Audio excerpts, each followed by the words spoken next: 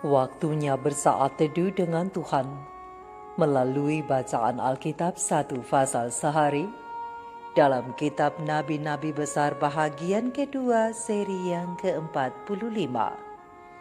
Kitab Yeremia pasal 45 dengan perikop kata penghiburan Yeremia kepada Baruk.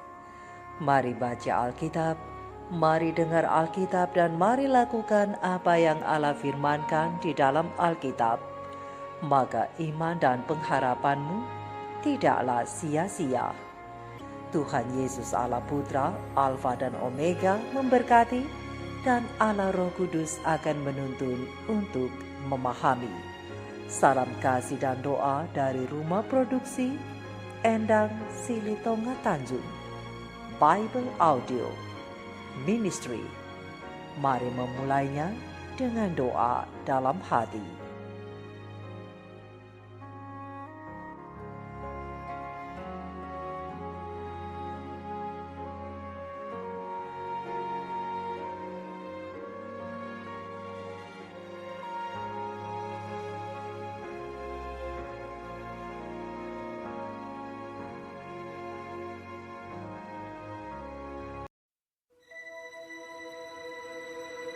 Firman yang disampaikan oleh Nabi Yeremia kepada Baruk bin Neria.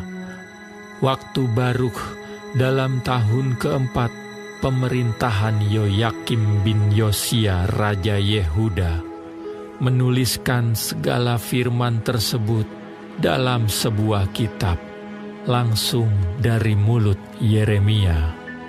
Beginilah firman Tuhan, Allah Israel, tentang engkau, hai Baruk.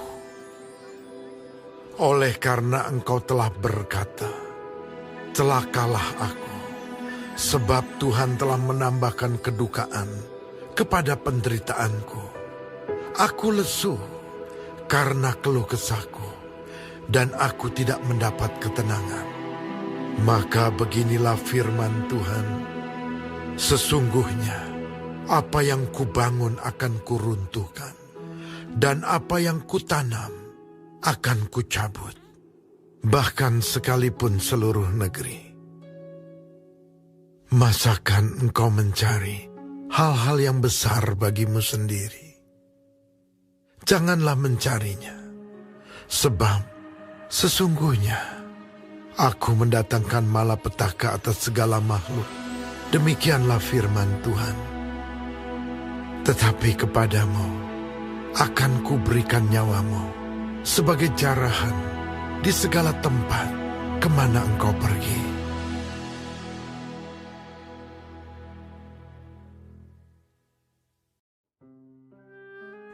Kita telah menyelesaikan bacaan Alkitab satu pasal sehari dalam kitab Yeremia pasal yang ke-45.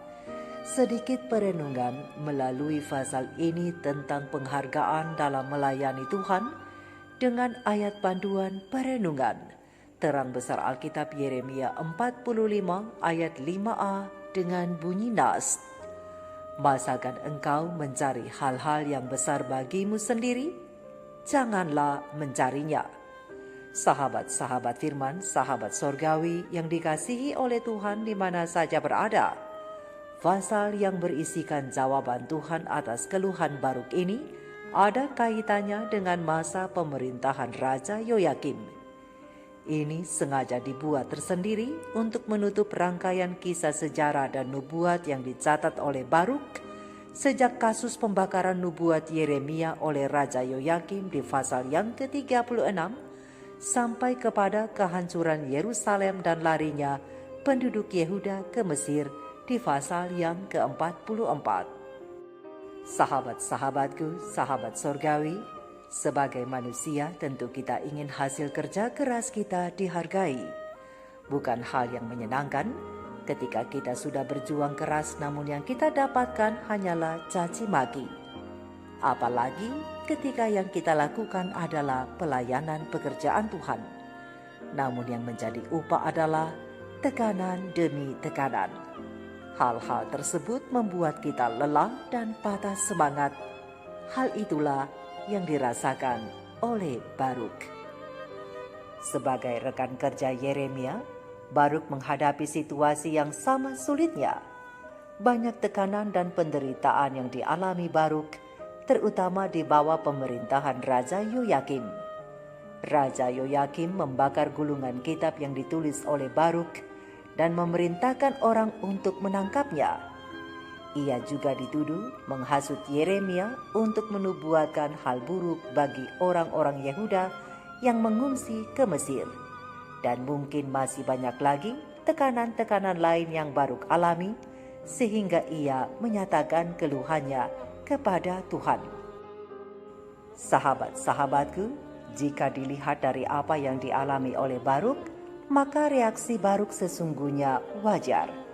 Namun rupanya Tuhan melihat bahwa salah satu penyebab Baruk merasa lelah dan tertekan adalah karena ia memiliki penilaian sendiri terhadap pelayanannya. Mungkin Baruk mengharapkan hal-hal baik terjadi dalam dirinya ketika ia menjadi rekan kerja Yeremia. Dan ketika penilaiannya itu tidak terpenuhi, ia merasa capek, penat, dan kecewa. Karena itu Tuhan menegurnya agar tidak mencari hal-hal besar bagi dirinya sendiri. Tuhan mengingatkan kepada Baruk bahwa pada akhirnya Tuhan akan menghakimi semua makhluk dan hal-hal yang didapatkan di dunia ini yang bertentangan dengan kehendak Allah. Sekalipun demikian, Tuhan memberikan suatu jaminan kepada Baruk bahwa ia akan melindungi Baruk dengan berkata, "Masakan engkau mencari hal-hal yang besar bagimu sendiri? Janganlah mencarinya.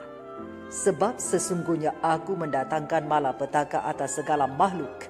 Demikianlah firman Tuhan. Tetapi kepadamu akan kuberikan nyawamu sebagai jarahan di segala tempat kemana engkau pergi." Sahabat-sahabatku, jawaban Tuhan yang datang kepada Baruk itu menunjukkan bahwa Allah berdaulat atas hidupnya. Baruk tidak patut untuk mengeluh, apalagi menganggap dirinya berjasa.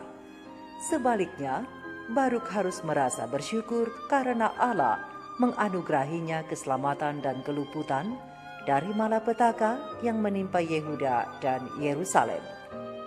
Sahabat-sahabat setia, bagaimana dengan kita?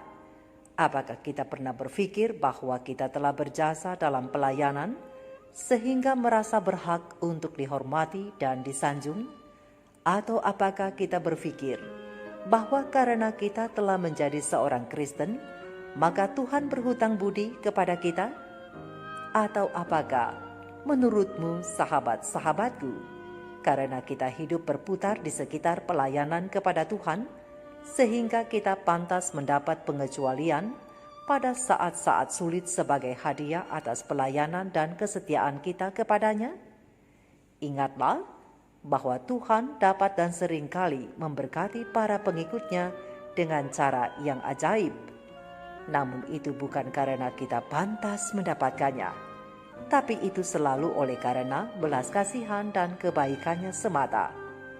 Terkadang Tuhan mengingatkan kita bahwa kita dapat bertahan hidup melalui masa-masa sulit. Itulah berkat dan itu sudah cukup bagi kita.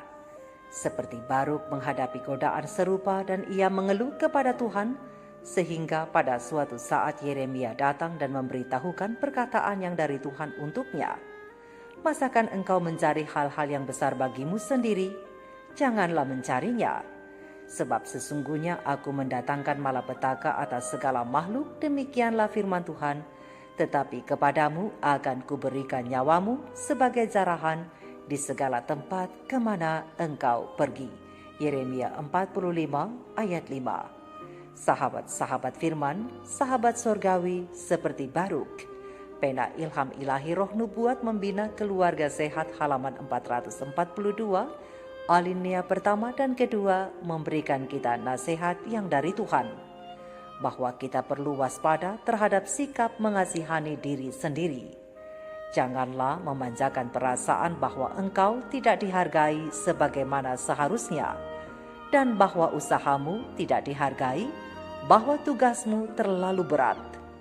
Biarlah kenangan atas apa yang telah diderita oleh Yesus bagi kita akan mendiamkan setiap pikiran persungutan yang berada di dalam kepala kita. Karena kita diperlakukan jauh lebih baik daripada Tuhan kita. Apakah engkau hanya mau mencapai hal-hal yang besar bagi dirimu sendiri?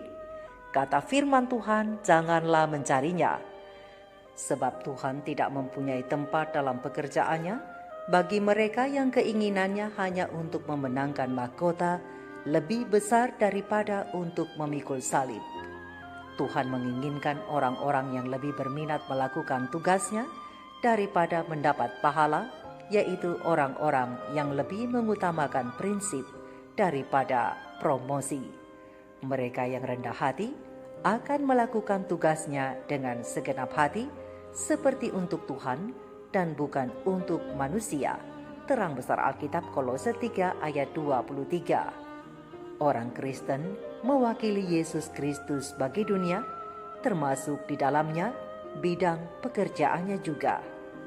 Memang sahabat-sahabatku tidak mudah untuk bersyukur ketika menghadapi permasalahan dalam melayani Tuhan. Namun kita harus selalu ingat bahwa panggilan kita ialah untuk melayani Dia dengan segenap hati. Maka kita patut bersyukur karena selain Tuhan mempercayai kita, Tuhan juga memberikan jaminan keselamatan kepada kita. Itu adalah berkat yang paling indah, berkat terbesar, dan itu cukup bagi kita.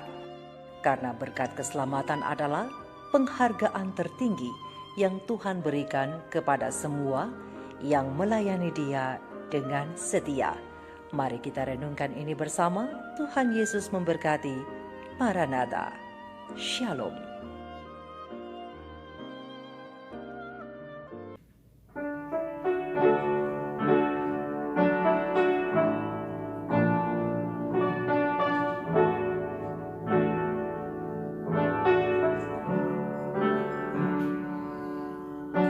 Ceritakan kepada Yesus beban yang berat yang kupikul.